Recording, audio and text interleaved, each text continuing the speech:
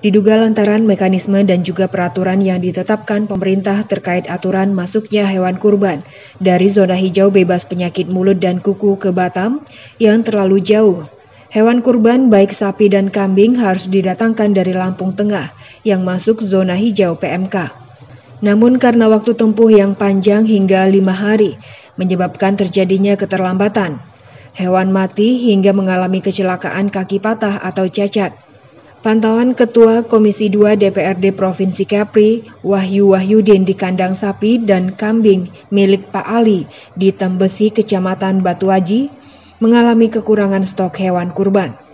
Wahyu menyebut data yang diperolehnya, jika biasanya Pak Ali mendatangkan 290 hingga 300 ekor sapi, kali ini hanya kebagian 96 ekor sapi, dengan keadaan 2 ekor tidak bisa dijual karena sakit. Politisi PKS itu menyebutkan beberapa faktor yang menjadi penyebab berkurangnya sapi kurban, karena salah satunya faktor regulasi. Ia juga meminta ke pemerintah untuk bisa membuka pintu masuk hewan kurban seperti Meranti dan Kuala Tungkal. Ini kami turun di lapangan ya untuk sapi memang kekurangan lumayan ya, kekurangan sekitar 2000-an ekor ya untuk sampai saat hari ini. Kemudian untuk kambing juga sama, dari kebutuhan 13.000, kemarin yang datang itu sekitar 2.900-an, kemudian banyak yang mati juga ya 300-an. Jadi memang masih defisit banyak banget. Ya. Ini akhirnya memicu kepada kenaikan harga ya, harga kebutuhan daging kurban untuk sapi dan kambing. Nah, saya berharap ini 1 hari lagi bisa dibuka akses yang dari dekat saja, dari Meranti barangkali atau dari Kuala Tungkal yang memang membutuhkan waktu hanya 18 jam ya. Kalau dari Kuala Tungkal, dari Meranti mungkin sekitar 12 jaman. Nah ini kalau seandainya pemerintah peduli, saya kira ini hanya untuk hewan kurban saja.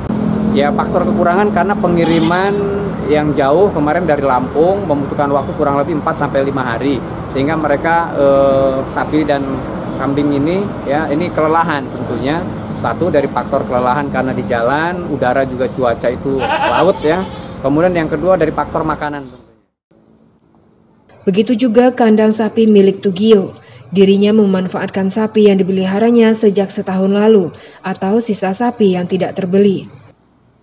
Dipiara dari tahun kemarin adanya sapi 50 ekor.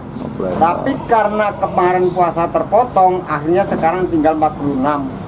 Kebutuhannya padahal berapa? Kebutuhannya 107 ekor. Terus memenuhi kebutuhan yang kurang tadi kemana, Pak? Yang kekurangan kebutuhan ini pada lari masing-masing, nyari masing-masing. Kan kalau bisa pemerintah jangan ada buka tutup seperti ini. Yang saya minta. Karena apa? Kalau ditutup satu, semua kena imbasnya. Tugio berharap tahun depan pemerintah bisa mengatur regulasi yang lebih simpel dan sederhana dan tidak membuat peternak atau pedagang merugi. Teguh Joko Lismanto melaporkan dari Batam.